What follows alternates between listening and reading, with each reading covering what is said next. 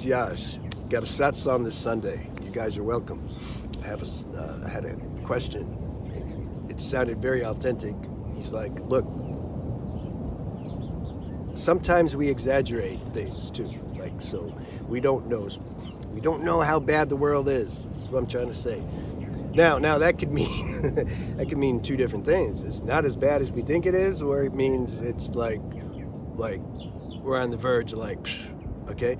Either one, it doesn't matter.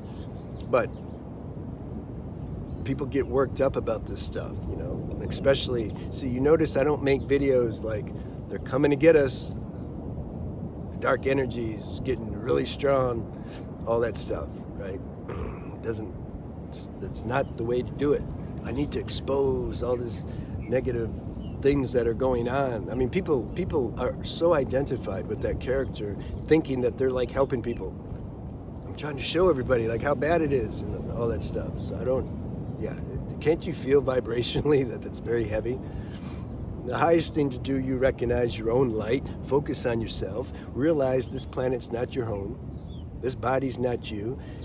You're in a very real high-tech 3D game. And somehow you have to let intuition navigate that for you and not take everything so serious. You have compassion when all this happens automatically. The mind doesn't understand any of this stuff. The mind will say, oh, you're saying like don't care about anybody. That's impossible. You're gonna care. If somebody's like, you know, hurting or getting robbed or something, or, you know, you're gonna feel in the moment what to do. Yeah, you don't. Just take your karma like a man. Yeah, you don't do that. So the question was, though, that he was asking, authentic, was like, what do you, and he wasn't like that. He wasn't like one of these super heavy, like, you know, got your bomb shelter and everything, you know, what are we gonna do? It wasn't like that. It was just more like, look, times are kind of trying nowadays, and it you know, people are getting more mentally sick, especially if you're in the West. Why? So much technology. It fries people's brains. It just fries your brain. And then you get on all these pills. That fries your brain more. And then don't be surprised if somebody goes on the roof and just starts picking off people. Actually, they're not totally responsible. They're going to be held responsible, sure. But what do you think? They made a volitional choice to like do that? No, they're messed up. They're a product of society, so that on some level contributes to this messed upness. A pretty big level, actually. So he's like, what do we do, man? Everything's falling apart and stuff. What do you do? There's no technique that you can apply or write down. There's no handbook or like instruction manual for anything, really.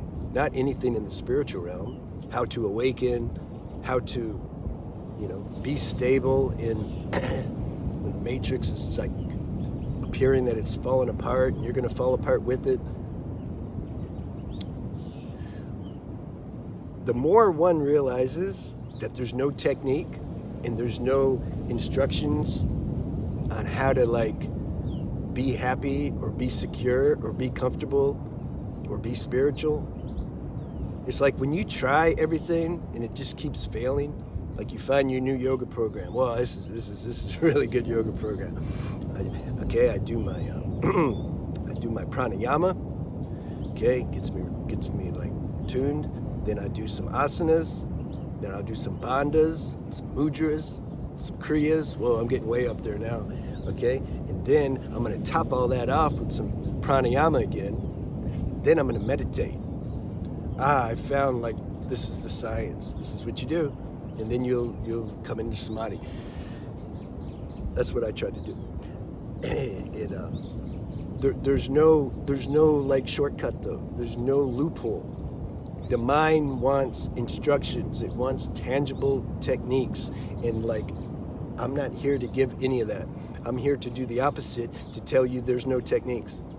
That's what I'm trying to do. I was telling my friend, he's like, I said a lot of teachers and speakers, if they want to appeal to the mainstream, they're going to give a bunch of Like, look, this is the program you follow. This is the course.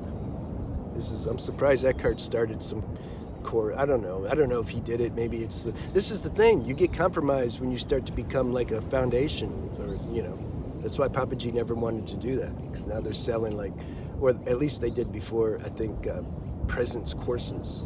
Finish this course and you're going to know presence. Yeah, it just never worked like that for me. So a lot of your average teacher, whether it be manifestation or wake up your kundalini or activate your chakras, all this stuff, how to be present and stable when the matrix is collapsing, right? Here's your course for that. And then they do well. Why? Because the average person doesn't want to get in touch with the fact that they can't do anything, actually. That life is super insecure. We don't know what's going to happen, when it's going to happen, or how we're going to deal with it. So I feel, not as a technique or not as a rebellious thing, it's just, this is all I have to share. So that's why I can't. God's doing it. I didn't do it. I feel to share, instead of giving the mind hope, I want to crash the hope. Because actually anybody that follows programs and courses and techniques, if you follow it long enough, it can take years. Because you can think at the beginning, the first few years, whatever, like, well, no, this is really working. Yeah, it worked. I'm not saying like it's bad, but what I'm saying is that you'll still be hungry inside. Something's still going to be hungry inside. So I'm trying to crash all that from the beginning. Not really trying, but I'm just sharing, I'm trying to crash that hope from the beginning. And then if you you kind of already know that on a deeper level, then when you hear what I share, that might give you that, oomph to be like, oh yeah, this is true. Like, nothing's going to actually save me. Nothing, what's it going to do? I've tried enough things to see they don't do nothing. In that state, there can be a real surrender, and then there can be an actual realization, not belief, not faith, an actual seeing that, whoa, I'm okay, man. There's a power, universal power, that's taking care of me and that and this and this and that, and no matter what happens or doesn't happen, this power is here to manage, to guide. For me, that's the real sadhana. It's a constant check-in in willingness and openness to be aligned with this inner power. And that's why, you see, technique is rigid. It's like technique. It's a certain thing. There's a mantra, it's pranayama, it's prayer, whatever. When you're just open and willing to be aligned, then the way intuition, which is how God usually speaks, via some inner feeling, some inner thought, something, vibration, it will give the instructions what to do based on that moment. We don't know. It can change. There's a million different ways that intuition can guide you. It's very personal. It's very intimate. It's like trying to tell somebody how to have sex. Somebody, it's like if you're Indian and you just got married. That's exciting, isn't it? Damn, I wish I could experience that. Never had sex before. Never even kissed a girl. Never had a girlfriend. Then your parents arrange the marriage for you. You're, 20 or, I don't know, some 30. And then, boom, you're like, all of a sudden a girl's there. You're like, whoa. Can you imagine? Damn, do I got to reincarnate just to experience that? Nah, it's okay. And then their first night, they have sex. And they put rose petals and stuff, the trail to the bedroom, and they make everything real nice. And the guy's nervous as hell. Dad, how am I, I don't know. Actually, some of them, maybe more than a few, they go to the red light district before they get married. And then they lose their virginity with, some super low vibrational being. So then, because they want to, they want to feel like they know how to do it. They don't want to both be together, sharing this awkward moment at the same time. Yeah. Anyway, something I always like.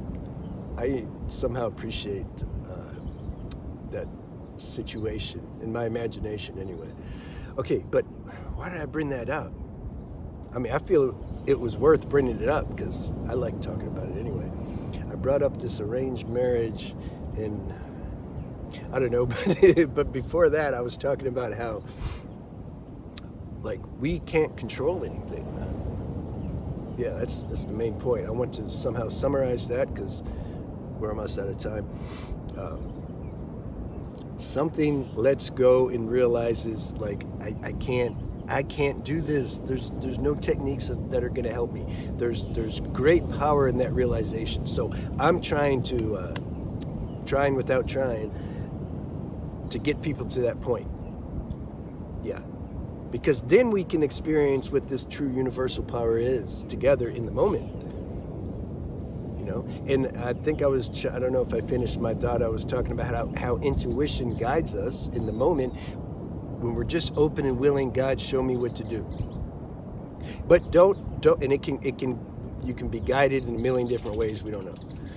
Don't expect just because you're open and willing to be aligned when you're in a bad situation that you should somehow all of a sudden get this wisdom and feel good and feel serene and not feel bad. No, life doesn't work like that.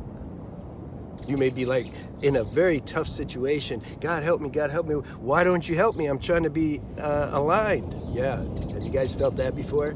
You got to bear that. That's a lesson in itself. You can call that a mini dark night of the soul. That happens. That's part of the tax for being human, is to burn up the expectation that somehow I be more merged with the divine than I am. Yeah, you ready for that lesson? That's a good one. All right, I'll see you guys Sunday.